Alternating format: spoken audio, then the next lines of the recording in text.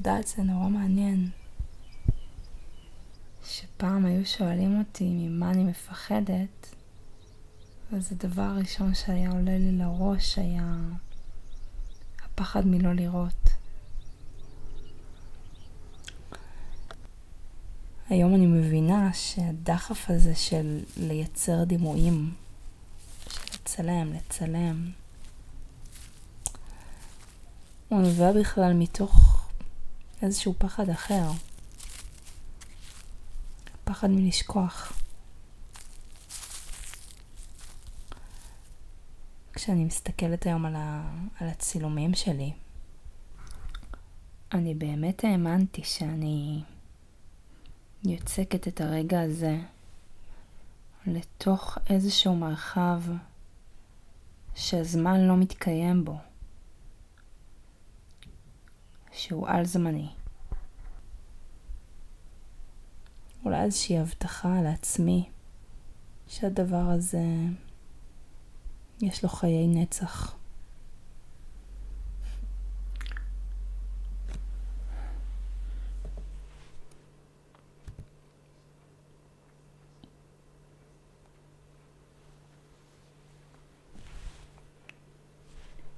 זה נדמה לי, זה אהוד וניצה, זה הילד הקטנה, וזה שי שלי לעריף. זה איפשהו בשדה, זה לא בתוך הקיבוץ. זה כנראה היה איזה טיול. טוב, זה קשה לדעת איפה מצבם. בבגדי צבא. זה בזמן הצבא. זה במלחמת יום הכיפורים. זה היה בכיפורים, אני חושבת. לא בששת הימים. אולי ששת הימים? באיזה שנה, אני לא זוכרת מתי זה היה יום הכיפורים. יום הכיפורים השני, אני חושבת, לא הראשון.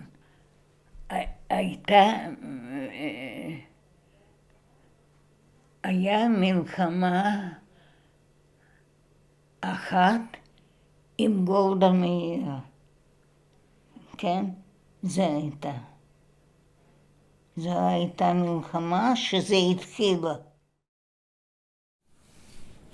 זה מלחמת יום כיפור, יום הראשון, בשעה 3 בצהריים, ביום כיפור, ב7 באוקטובר 1973.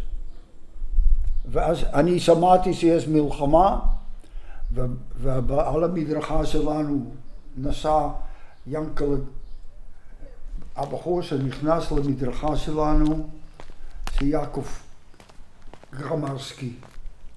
והוא אומר לי, כמה דקות לפני זה, הוא אומר, הנק, יורים בגולן. יש יריות בגולן, תותחים וכל הדברים האלה. וזה היה ינקלה גרמרסקי, והוא לא עבר את המלחמה, הוא נהרג.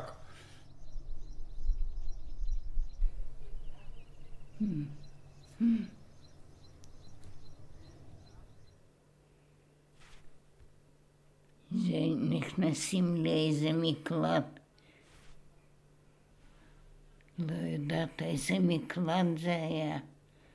היו הרבה מקלטים, כולם דומים אחד לשני.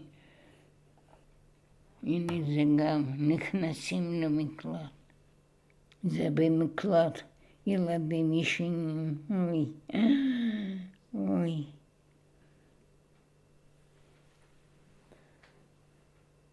אוי, מי זה? זה שי. אבי צריך להיות גם פה.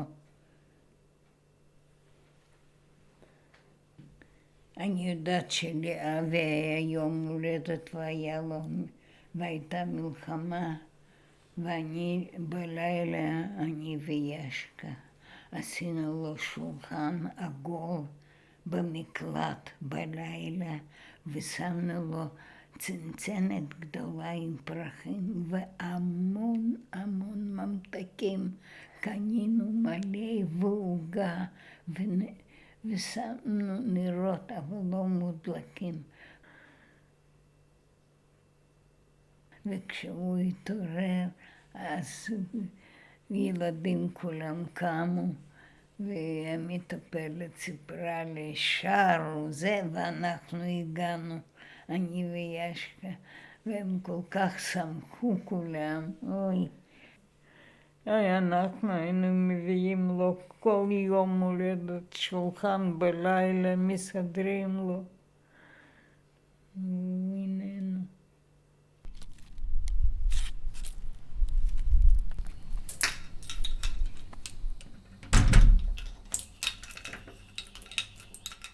ארנון יצא עם מזוודה קטנה. אני לא זוכרת אותה, זה רק בתמונה.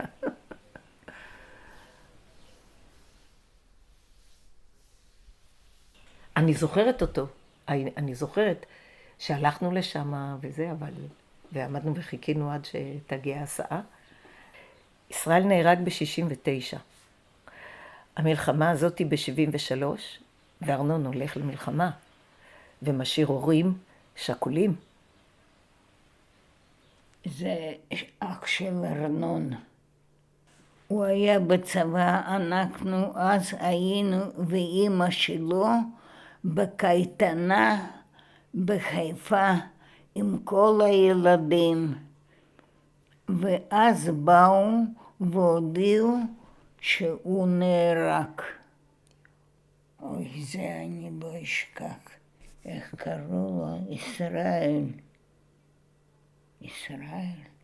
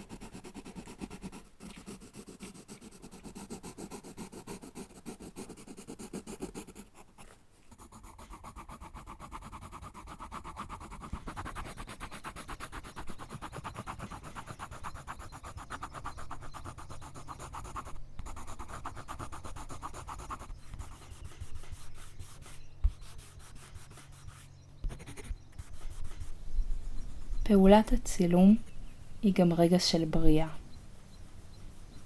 כמו בציטוט מתוך המקורות, ויברא אלוהים את האדם בצלמו.